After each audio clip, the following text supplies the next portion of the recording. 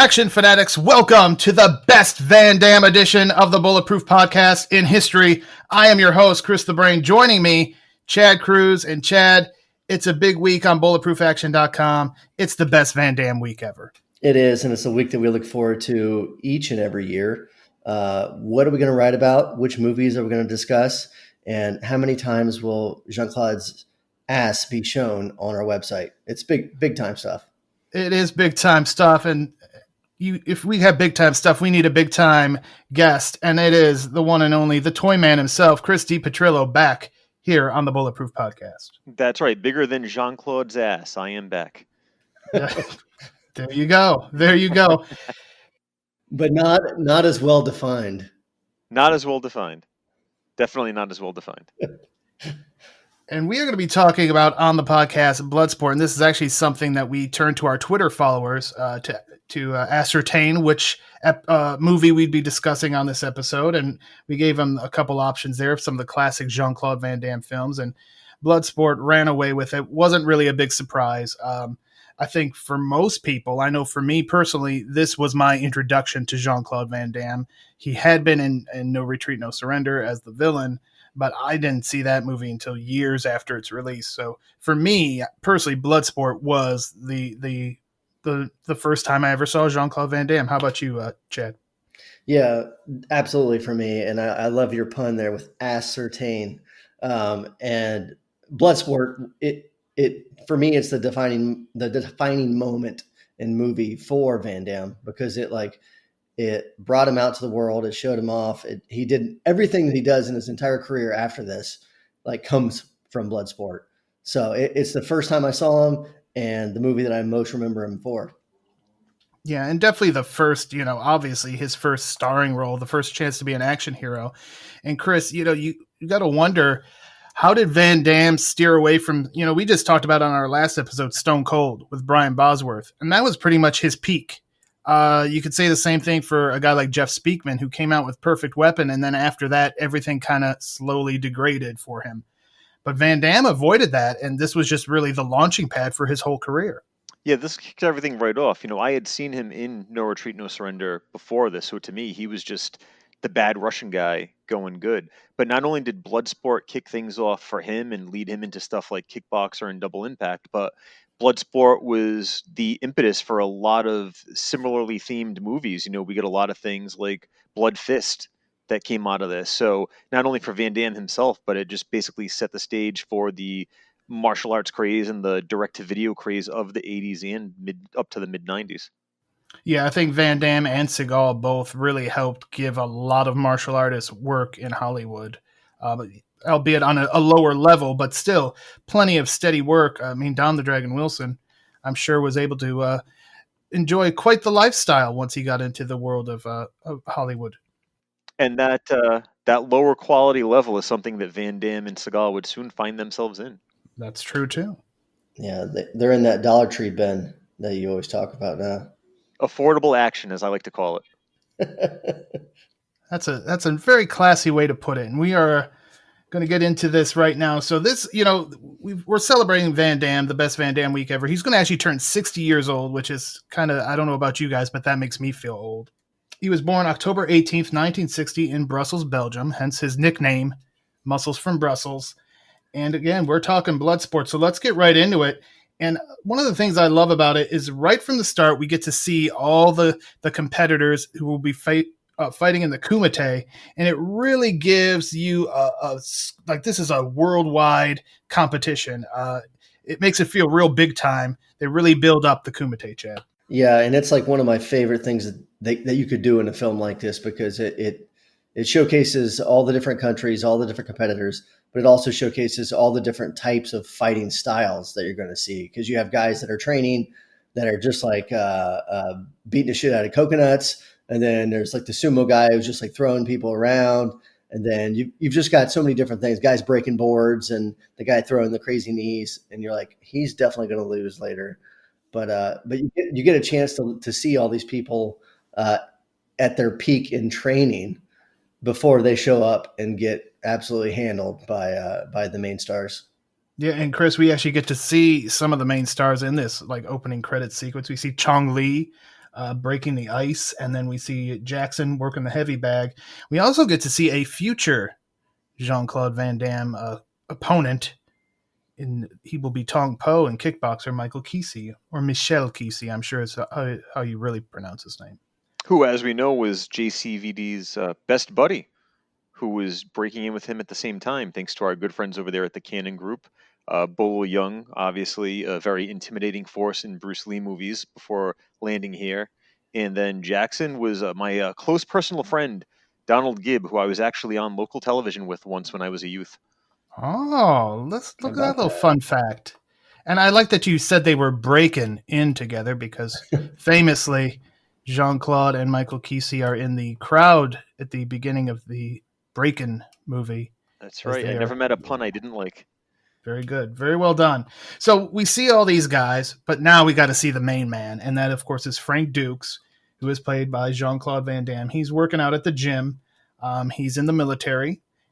There's some little military errand boy coming looking for him because the colonel wants to see him because the colonel's got wind that this guy, this asset, this government asset, Frank Dukes, is off to Hong Kong and they do not want him to go. Quite an interesting scene here, Chad, as we already get to see Frank Dukes really wants to go to Hong Kong. Yeah, it's kind of a weird setup for the character to start the film because we see all these guys kind of training, preparing for this, this tournament that's going to be coming up. And then we see him training in this little gym. And then all of a sudden the military dude shows up, says, Colonel wants to talk to you. And we get it pretty quickly that Frank Dukes, he needs to escape. He's got to get off so he can get out and get to this tournament in Hong Kong. But we're really not sure what his job is, why the government needs him, why he's so important, and why he's got to sneak away to Hong Kong. Like, what is it about this tournament that he has to hide from? So it's interesting, I guess. It kind of has like this, it piques your curiosity a bit, but it's also like watching it now as a 30-some-year-old, I'm like, what the hell are they trying to do here? Right. And obviously the big glaring thing is, he's supposed to be this super American soldier or agent or whatever. Why does he sound the way he sounds? Right.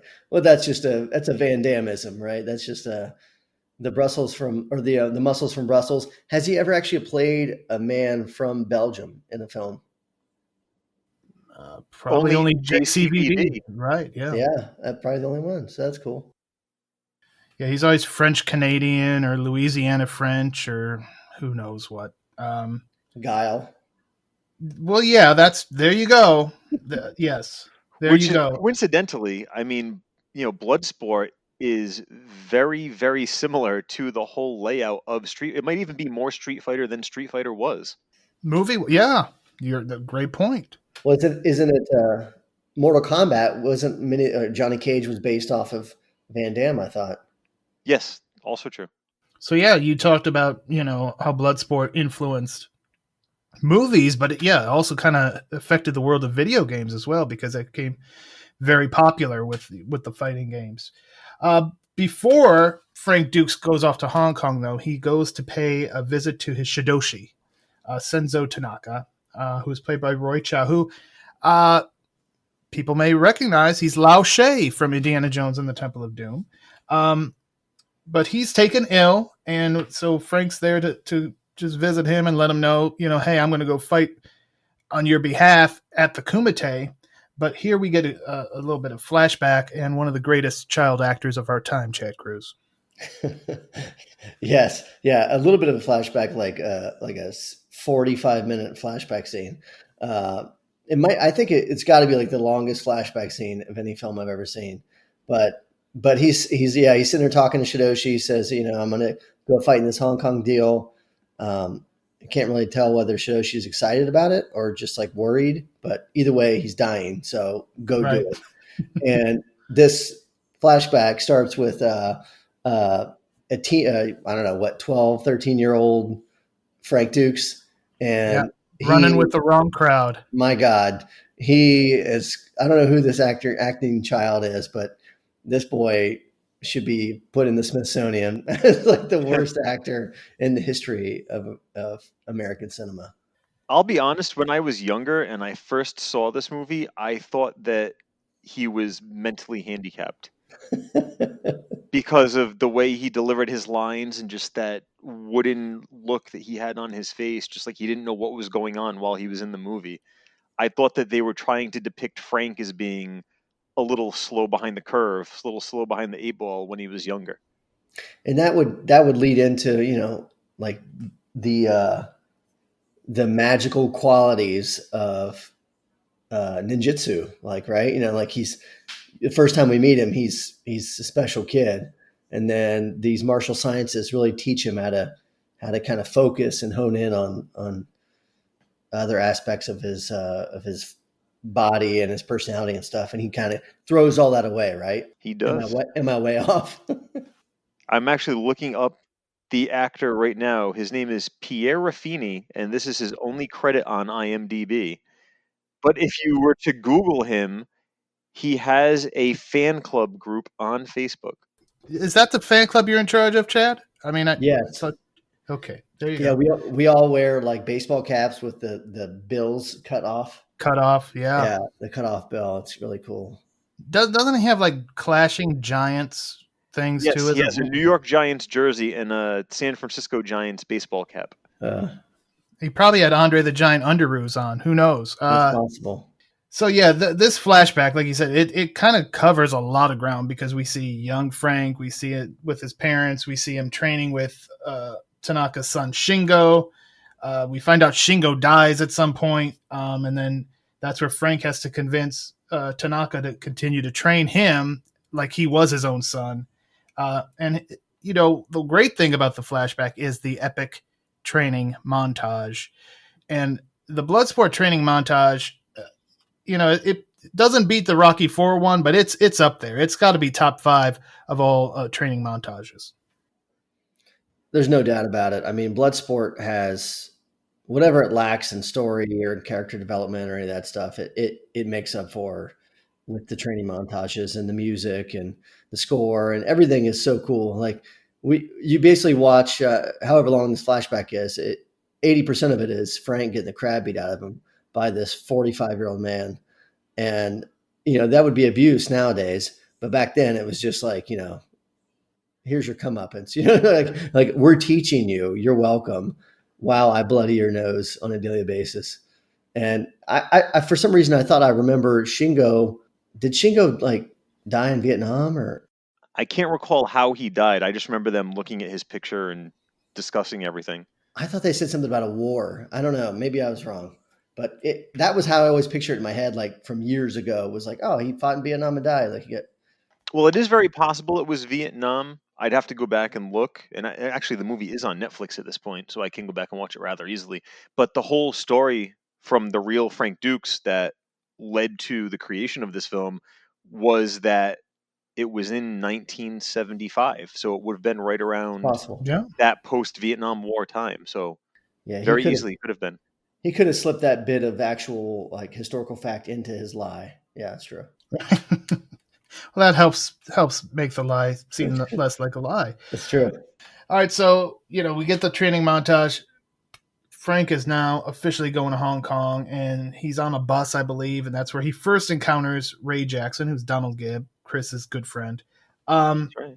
But they don't really chat until they get to the hotel, and we talked about earlier a little bit of video games, and they hit it off over a video game, and we get a good little interaction between those two. Some nice chemistry between these two. Yes, JCVD becomes the Gilligan to Don Gibbs Skipper. Oh, look at nice analogy there. We also meet Janice, the reporter who's hanging out at the hotel bar, asking guys questions about the Kumite, and right in plain view of everybody. Right. Oh yeah. Out loud, not protecting her sources, and these guys, even though they're trying to blow her off, if they're sworn to secrecy for this tournament, they're not doing a very good job either. No, yeah, that's not some kind of secret like deep throat meeting, trying to find out what's going on with Richard Nixon. This is just, we're just at the bar. Well, there's a few of the guys who are hoping for a deep throat meeting, but Janice is there asking questions. She's trying to get some answers about this secret fighting tournament. And the only guy who's willing to take her off to the side, and give her some info, Some input, perhaps. some input. He's just not the kind of guy you want to be around. So that happens a little bit later. But yeah, she's there kind of asking questions to a bunch of guys who don't want to talk or can't speak English, one of the two. Speaking of which, what is she doing in Hong Kong? Is she only there to cover the fight? She must have, yeah. I don't know what hot lead she got that this Kumite was going on, but yeah, she seemed that's her goal is to get this story about the Kumite. You would have thought they would have sent someone with some language skills. Well, I mean, she might just be a freelance. She just may be doing this That's on true. her own, and this is how she's going to get her big time job because she got what all these other people couldn't do. So maybe that's it. Okay. You want to talk about people asking questions, though? Let's talk about Helmer and Rollins, the government guys who are looking for Frank Duke. So they stop at the Tanaka house, and Mrs. Tanaka kind of plays dumb with them, which irritates Rollins, who is played by the one and only Forrest Whitaker. And this is one of the first times I probably saw Forrest Whitaker as well, I would think. How about you, Chad? Yeah, I can't remember. I'm sure I've, years later, I've seen him in an earlier film, but this had to have been the first time I saw him. I don't remember their names being Helmer and Rollins. I always remember him as Forrest Whitaker and the old guy. Because they're, I don't know if ineptitude is what I would say, but they're searching for Frank and they know where he's going. They know he's going to Hong Kong for a secret fighting tournament. But they waste their time. And they're like to confirm terrible. Yeah, they're terrible at finding him. They had a whole Keystone Cops routine going on right up until when they confront Frank later in the film. Yeah, and they have those wicked tasers that we'll see later. And that's when Helmer panics. And he's like, "You got to help us." Now, what exactly? Who are these guys? Who do they work for? Are they just government agents? Yeah, they were dispatched by the U.S. government or the Army to. Are they Army Frank. Intelligence? I suppose, but that's know. a oxymoron if they're Army Intelligence. And Forrest Whitaker, you guys, had remembered him, not remembered him from anything prior to this, but as a youth, my pop culture obsessed youth, which stemmed into my adulthood, he was the bully that befriended Arnold on a later episode of Different Strokes. There you go. So yeah, I'm sure I probably did see it, but it just didn't register with me as much as Bloodsport, probably for good reason.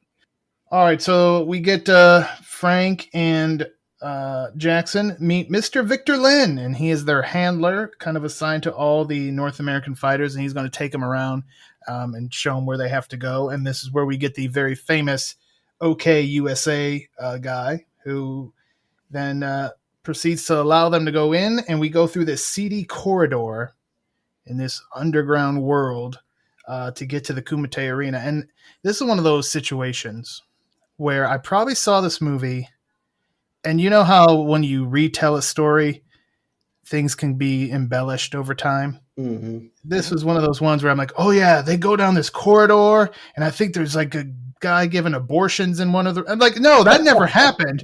But in my brain, after just trying to paint this horrible picture of this, the guy's got a coat hanger and some bleach. No, that wasn't in there. But things get embellished, as I said. So they go into this, and we get to the little check-in, and we get to see the dim mock. Chad Cruz, can you do the death touch? It's on my bucket list to learn it. I don't know how long it takes. I haven't looked on YouTube yet. If there's a YouTube video how to do the dim mock, I'll probably watch that and learn it. But beyond that, I don't know if I have the ability at this point in my life to learn it. And Chris, this is where Chong Li says one of his very few lines in the whole movie, but it's a memorable one. Yes, when he says the brick no hit back, which is a nice allusion to the famous line from Bruce Lee in Enter the Dragon, which co-starred Bolo Young, when Bruce referenced that boards don't hit back. Right, and Bolo looks like he barely aged from Enter the Dragon to Bloodsport, which is interesting. The man was frozen in time.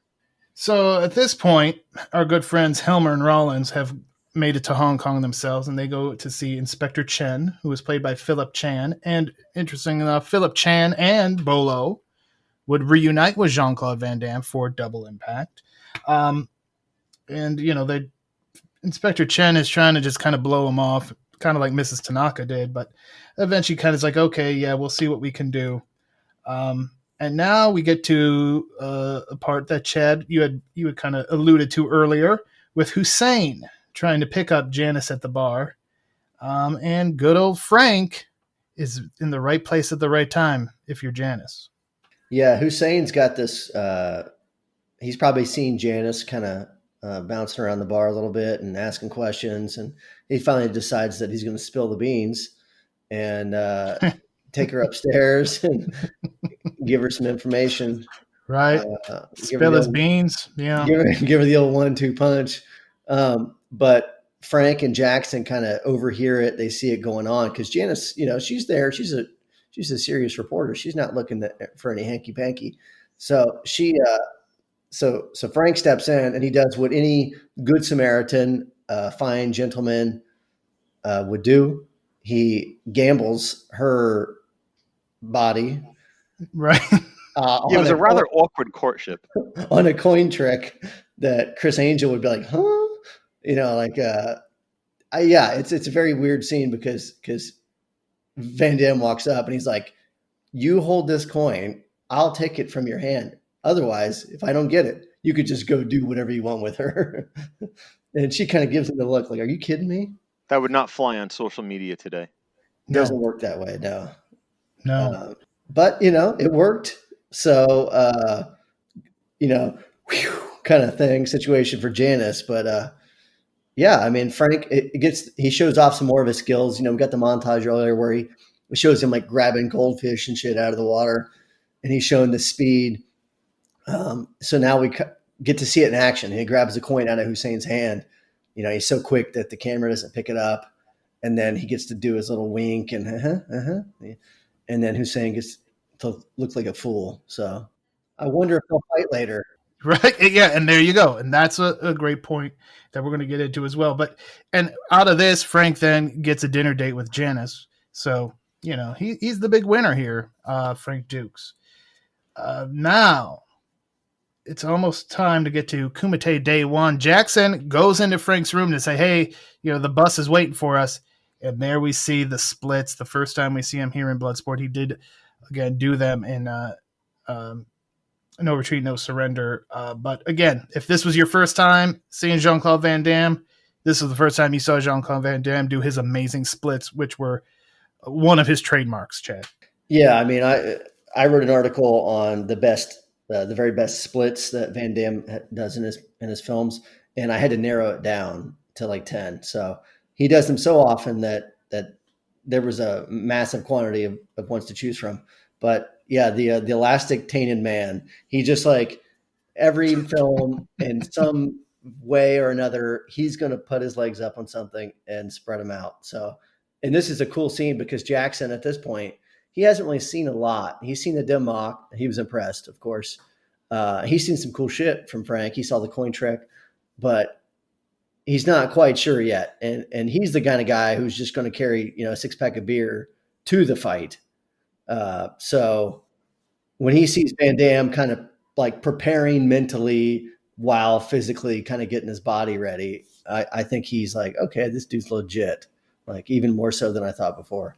I was going to say that if a guy knows something that's called the death touch, is there really anything left that can impress you? That's true. That's true.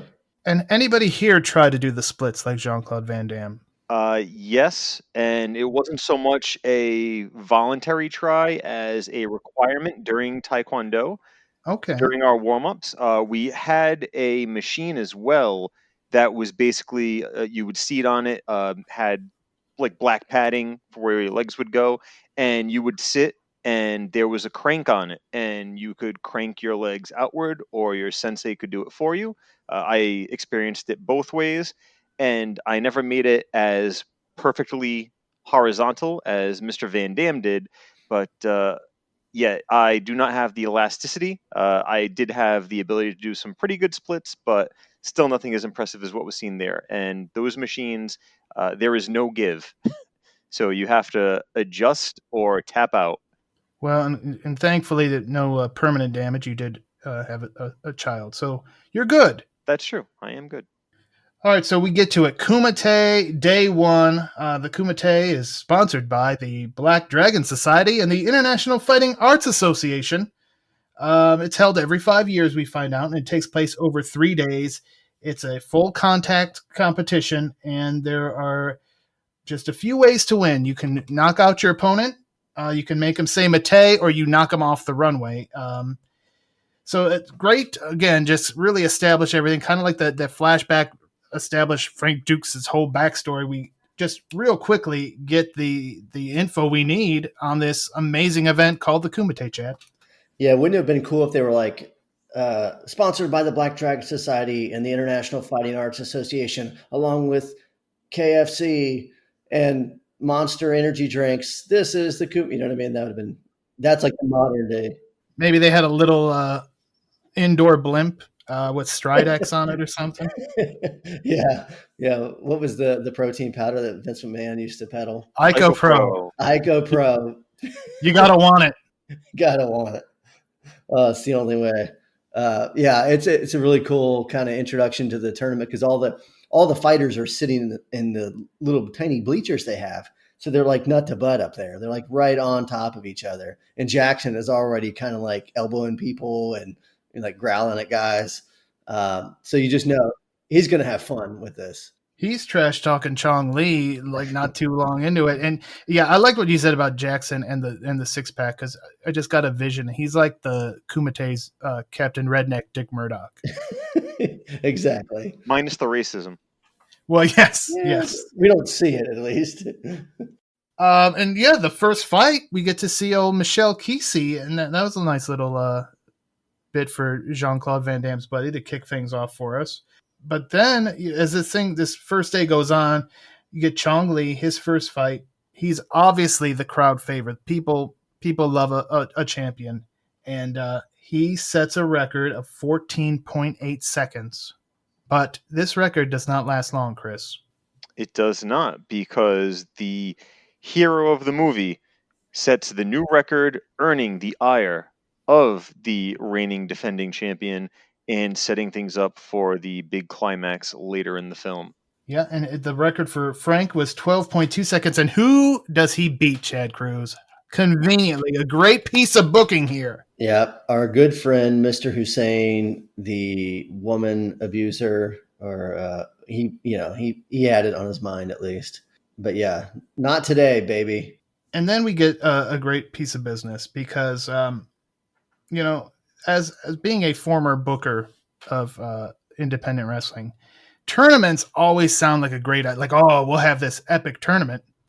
But then you realize how many freaking matches it takes to do this and how long this thing would be.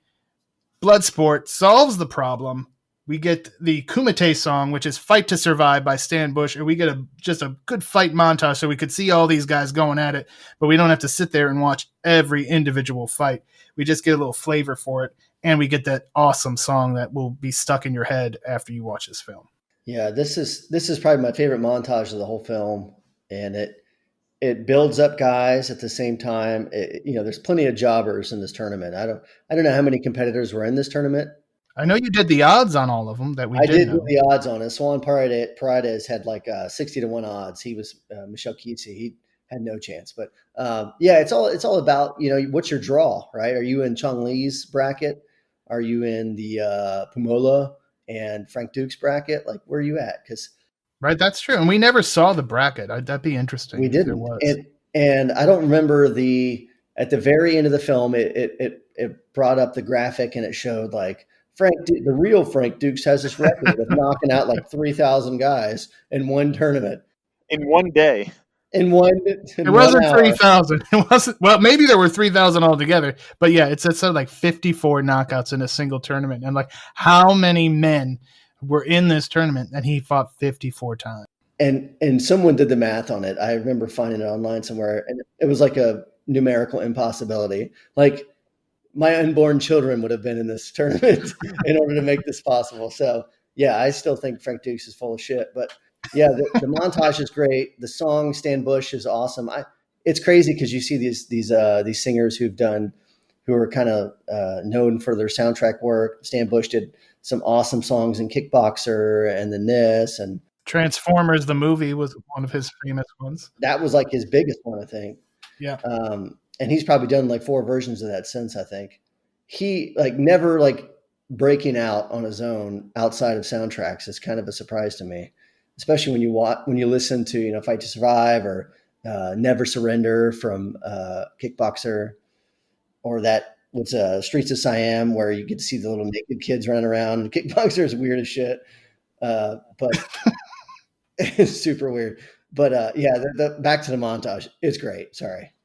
No, that's fine. And yeah, you know, Stan Bush is kind of like the, I don't know, B level, C level Kenny Loggins, but Yeah. he's awesome. All right, so now we get through night 1 or day 1 of the Kumite, and Inspector Chen finds our government dudes, Helmer and Rollins, eating at some awful restaurant. And he says, hey, we found out Frank Dukes is at this hotel, which no kidding. I mean, Janice found out about this. How these government guys didn't know about it? But anyway, they rush over, and we get a little confrontation in the hotel lobby, which then leads to, and I don't know if any of you guys have seen this, but it's so amazing. Whoever did this on YouTube, bless your heart. They took this scene where Rollins and Helmer are chasing Frank Dukes through the streets of Hong Kong and set it to the classic Mentos commercial. I have not seen this. And it works perfect. I will put this link on the site, so anybody else who has not seen it, but yeah, it works perfectly. The classic Mentos commercial. But yeah, kind of like the Keystone Cop thing you had mentioned, Chris. Yeah, it was a weird bit of levity in a pretty straightforward action movie, because other than some of the banter between, you know, Ray Jackson busting Frank's balls earlier in the film and stuff, this was not really anything that was played for laughs. And then you just had these guys that seemed so out of place in certain aspects by being so goofy. Yeah, it's strange, and it's added. I don't know. It feels kind of like it was added into the last moment. Like, oh man, this movie is literally just guys fighting each other. Right. So they just wanted something else different in there. Yeah.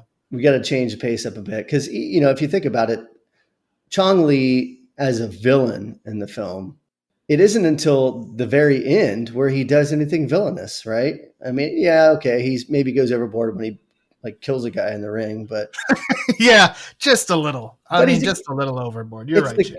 It's the Kumite, right? Like, right, it's full contact, right? Full contact. Anything can happen. So you know what you're getting into when you step in that ring.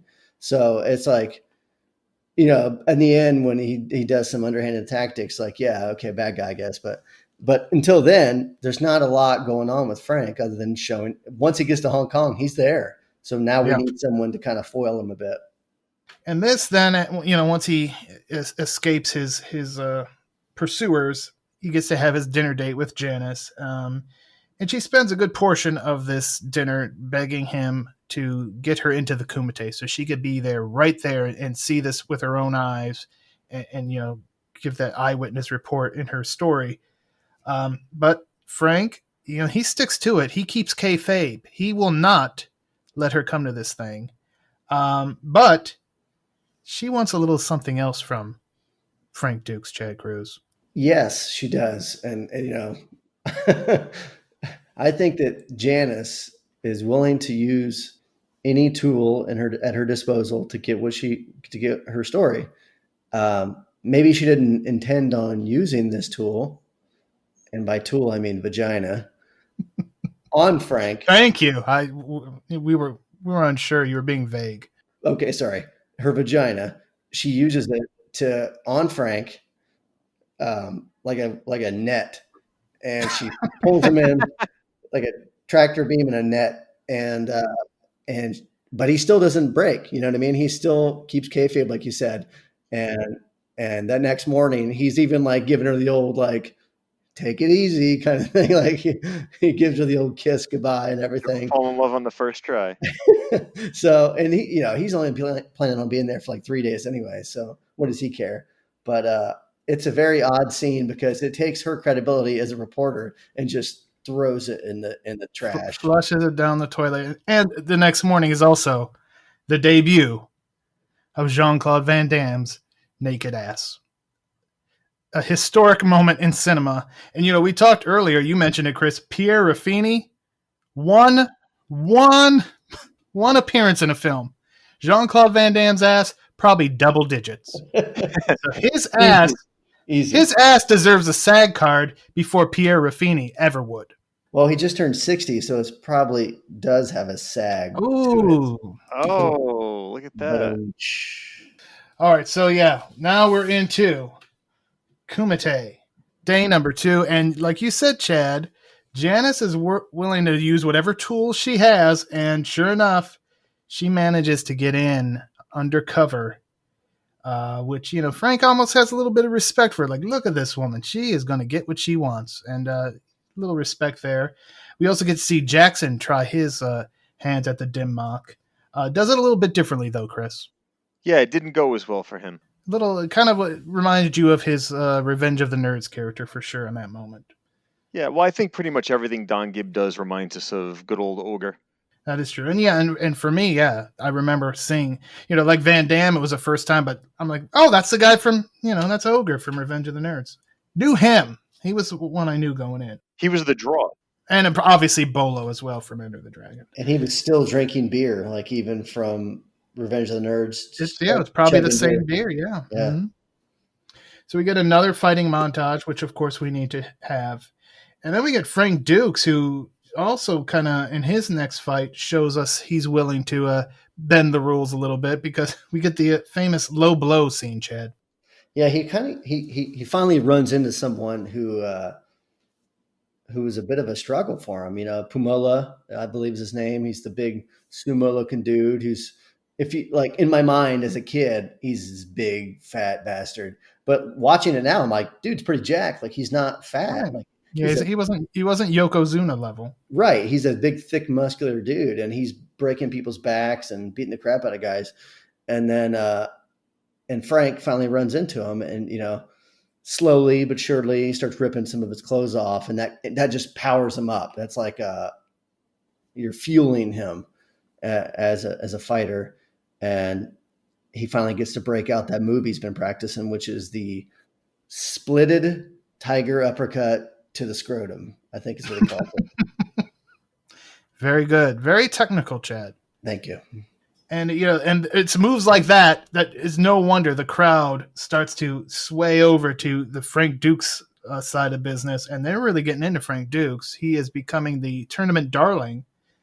And then we get another piece of great booking, because we have Ray Jackson take on Chong Li. And Chris, this is a pivotal matchup in this tournament and really changes everything.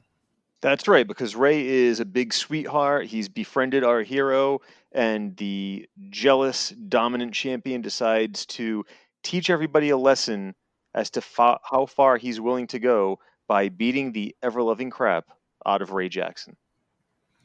And stealing the Harley-Davidson bandana as well. Oh. Symbolic. A trophy for his collection. Yeah. Oh. He spit on the flag. Yeah, that's right. And so Jackson's in the hospital. Frank and Janice go there with him. They get in a little bit of an argument. And then we get yet another montage. This one I like to call the reflection montage. Mm. And again, another Stan Bush song here, On My Own Alone. A ballad of sorts. Yes, another awkward moment following up somebody's crippling with a ballad. Because if you're thinking about your big burly biker friend being crippled, something tells me that this particular song by Mr. Stan Bush should not be the first one that pops into your head. But then again, I watched Cage with Lou Ferrigno and Reb Brown, which kicked off with a ballad after Lou had been shot in the head in Vietnam. So what do I know? I think the relationship between Jackson and Dukes is at the center of this film, whereas Dukes and Janice are just a throwaway,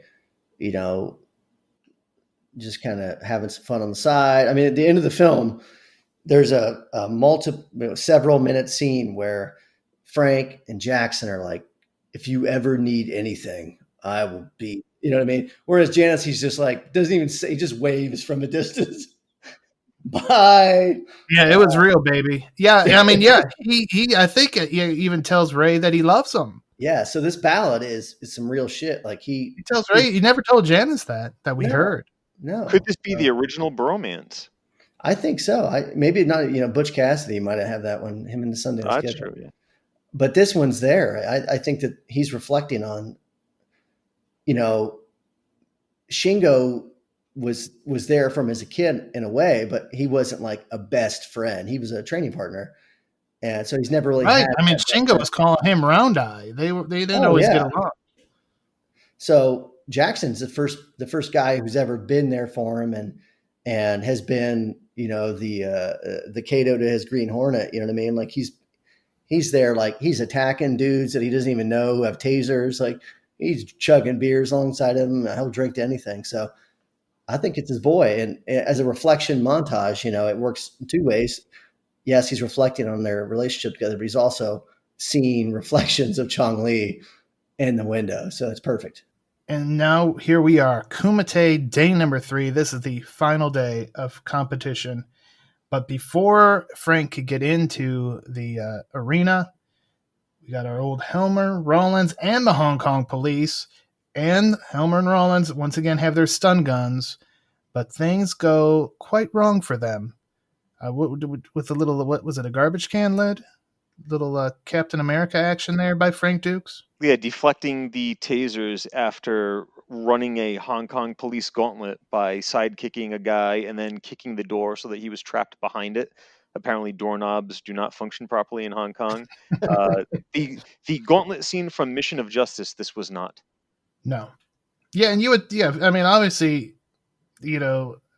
Frank probably should have been put in jail for attacking police. Oh yeah. But he won the Kumite, so just let him go home. Yeah. Get him out of our hair.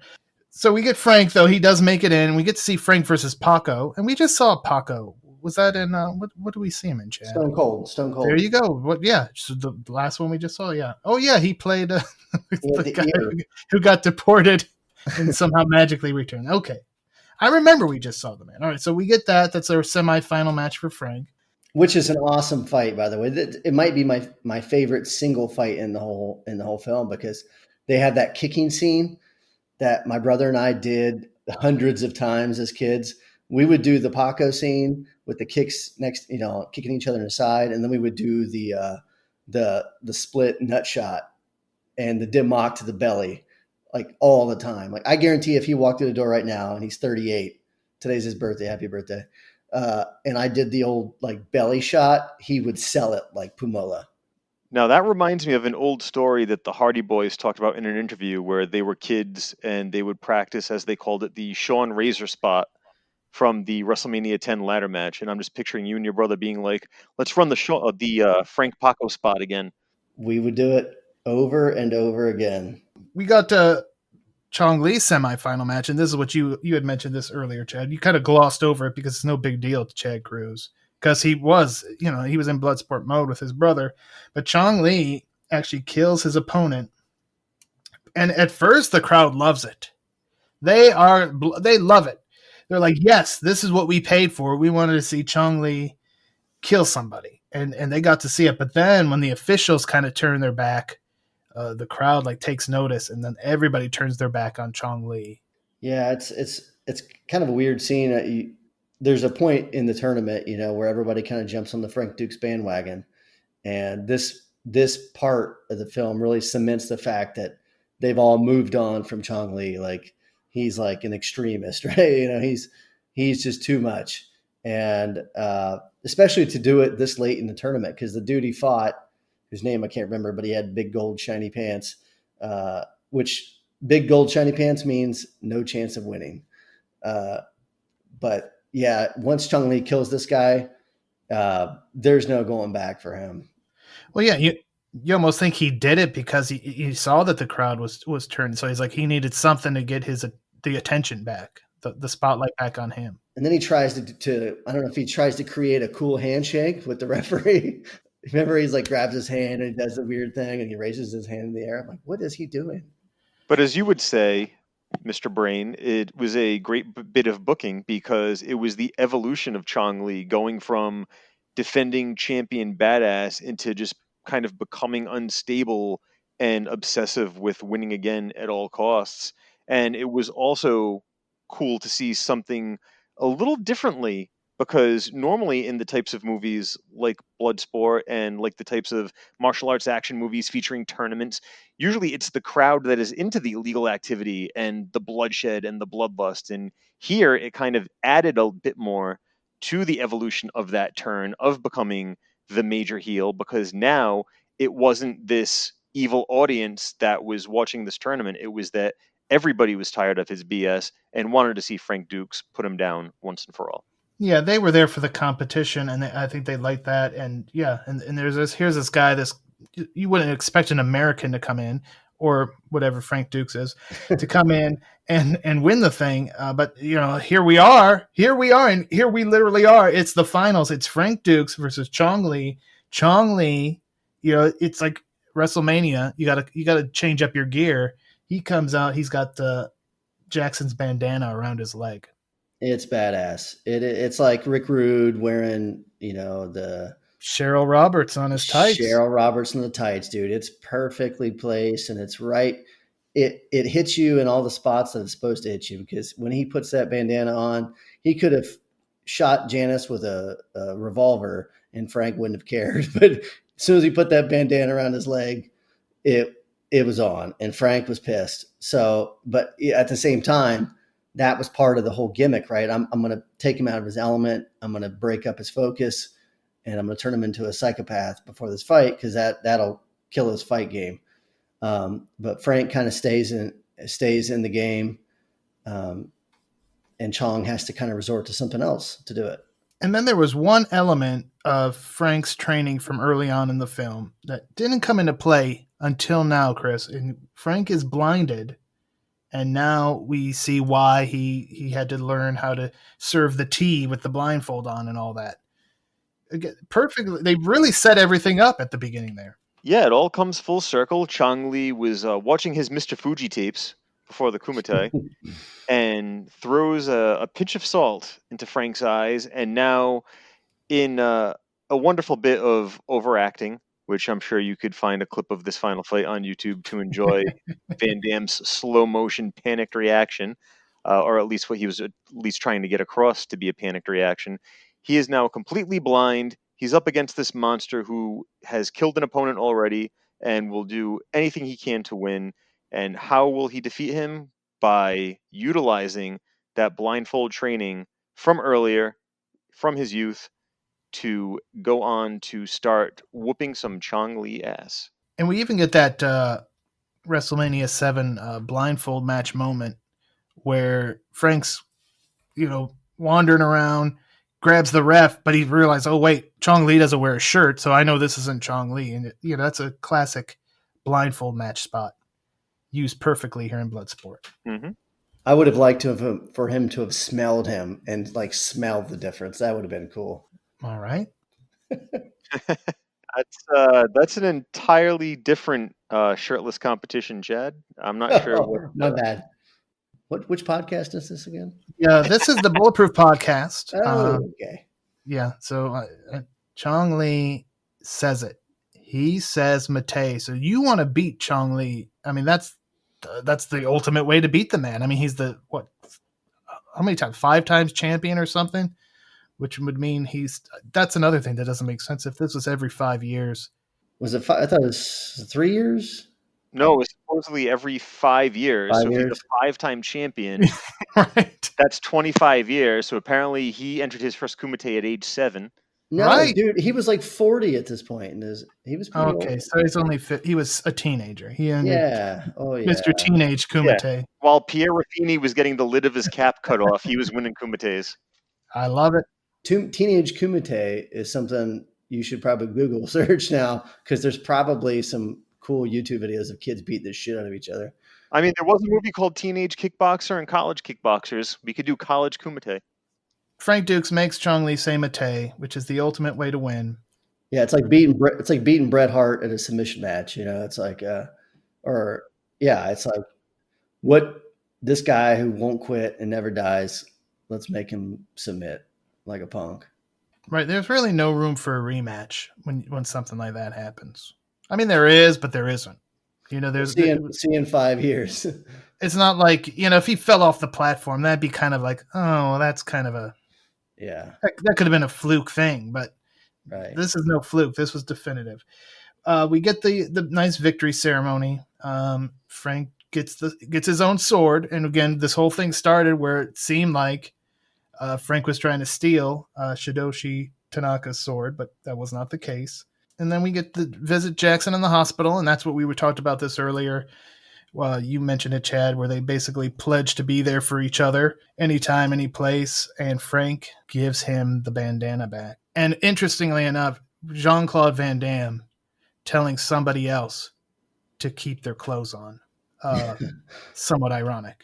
Yes, indeed. And it really is it's a really touching scene.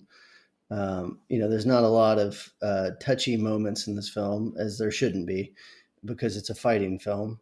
And, we don't really see Frank and his parents. We don't see Frank and Shidoshi doing anything other than fighting each other, essentially.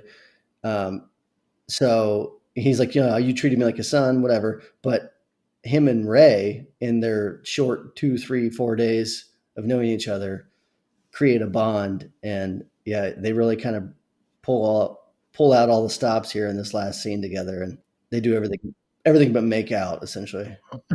And it almost makes you wish there was more. You see that, and it's like, oh, you want to make out? You want to no, there was more movies, like another movie with these two characters in, because they did have such good chemistry. Yeah, they should have made Bloodsport too, right?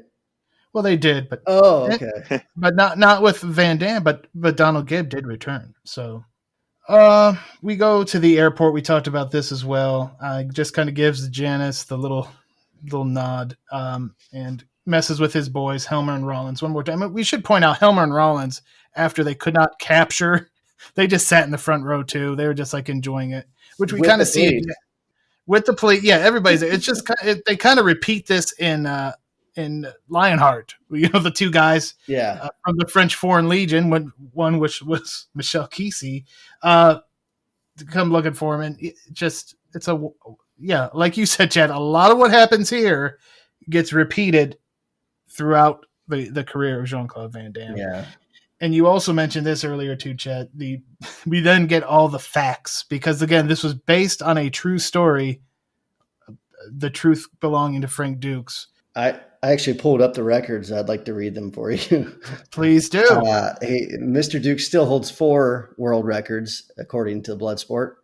The fastest knockout, which was 3.2 seconds, which is bullshit. The fastest punch with a knockout, 0.12 seconds, which who timed that? Right. I mean, yeah, I didn't see any sort of stopwatches at the Kumite. Maybe Frank was actually holding his own stopwatch and throwing a punch with the free hand. Yeah, that could be it. The only way it could have been timed, because to get into the tournament, he had to break a bunch of bricks, and now they're timing their punches. And then there's not just timing, but speed. The fastest kick with a knockout, 72 miles per hour. Yeah, I didn't see one of those radar gimmicks in there either. No, and I tend to think they wouldn't have used miles per hour. Not in Hong Kong, right? No. And then the one that to me is the most BS one is the most consecutive knockouts in a single tournament, which was 56. Yeah.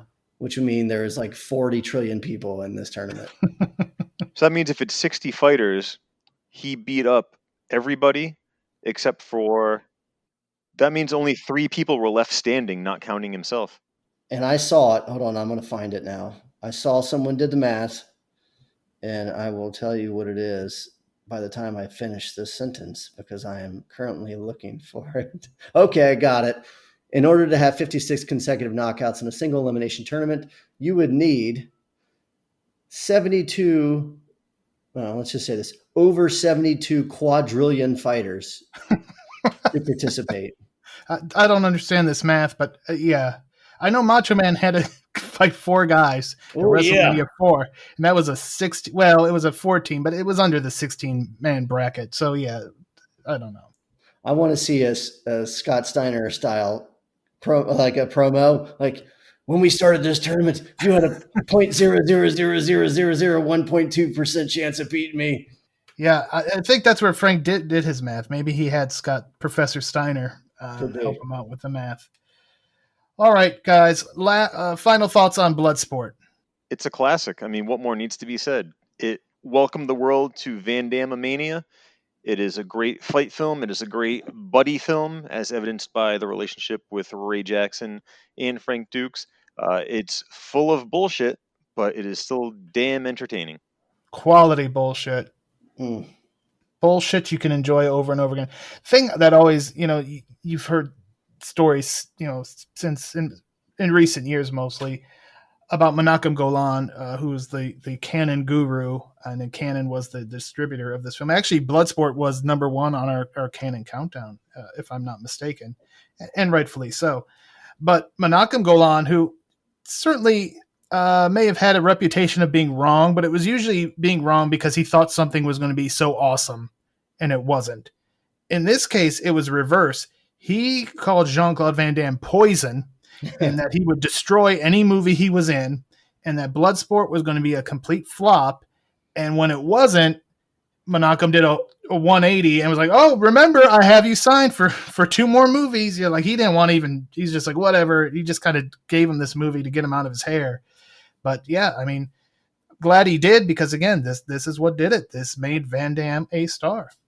Yeah, despite what Canon probably wanted to happen, this film was a success, and then later on, he got into the cutting room of Cyborg and made that what it turned out to be, and not the piece of shit that Albert Pune would have made it. But I mean, the guy definitely had an eye for fight scenes. He had an eye for editing. I don't know where it came from, because he was so young and young in the business. But Bloodsport, it's one of those movies that, I mean, it's got to be, if it's not the best fighting movie, like tournament fighting film ever made, then it's up there, top 2 or 3. Right. The only thing that could beat it would be Enter the Dragon. Yeah. And that's, to me, that's even a stretch, because that movie is a Bruce Lee film first and foremost. And then everyone else is just kind of side characters. Yeah, I know Jim Kelly's there, and John Saxon's there. But it's not, you don't have this cast of stereotypes and these characters that have gimmicks and stuff. It just doesn't feel like, and maybe it's because I grew up on Mortal Kombat and Street Fighter, that is different. But Bloodsport is it's unbelievable. The montages are great. I love it. And I'll continue to perform the splitted tiger uppercut to the scrotum until the day I die. What a wonderful way to end our Bloodsport conversation. But before we end the show, let's talk a little bit about your problem, Chris. You are addicted to Dollar Tree. Another great Dollar Tree DVD haul. A lot of horror this time around, probably due to the season that we're in, entering Halloween season, but some pretty good scores. I mean, you cannot beat Killer Clowns from Outer Space on Blu-ray for $1. I'm glad you brought up Halloween too, because the next episode of the Bulletproof Podcast, which, Chad, do you understand that is going to be our season 1 finale? We have seasons? Yes, this is our first season. We're wrapping it up. First year. And it's going to be Chopping Mall. RTG will be joining us again. Excellent. And I know he's ready, because RTG and Jim Wynorski, the director of Chopping Mall, have a lot in common, for sure. But before we get into that, Chris, did you have anything you want to tell us about Figures Toy Company? Of course. Are you here to tell us about the Bloodsport figures that you're making? Don't I wish? See, every podcast we do that figure fantasy booking, and it's always fun to do. And then the next day I wake up depressed, knowing that there's going to be something that will prevent those from getting off the ground. I'm just trying to will these things into existence. I hope you know. Much like I have done for 20 years with Saved by the Bell figures.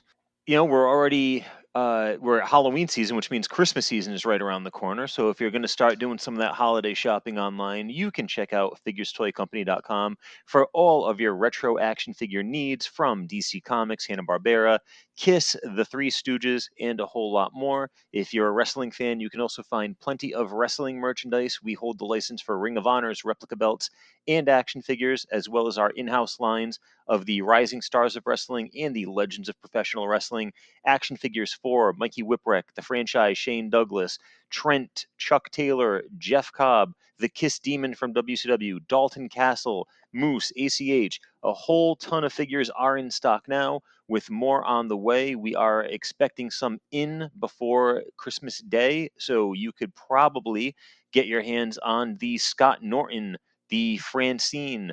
Will be added to the Legends line. Also looking forward to releasing Joey Janela, Shane Strickland, new ROH figures for Jay Lethal and the Briscoes in the coming months. Just stay tuned to figurestoycompany.com. Check us out on social media, on Twitter at FiguresToyCo.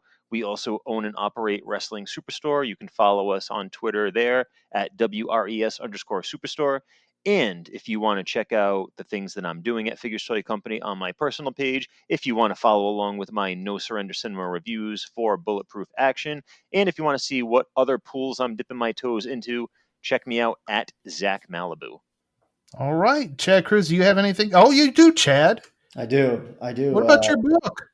Yes, I have recently published my very first children's picture book, and it is phenomenal. And I've just received the very first copy of it last week. And then today I brought in the full shipment of books that came on a gigantic pallet.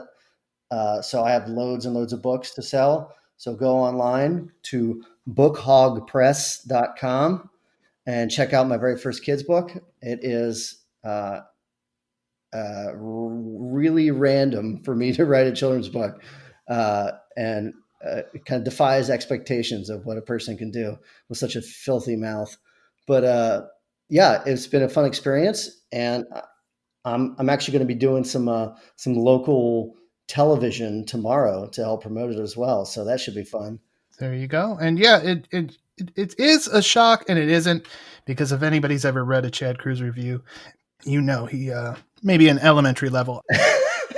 0 to 4. It's a 0 to 4 book, so it works out perfectly.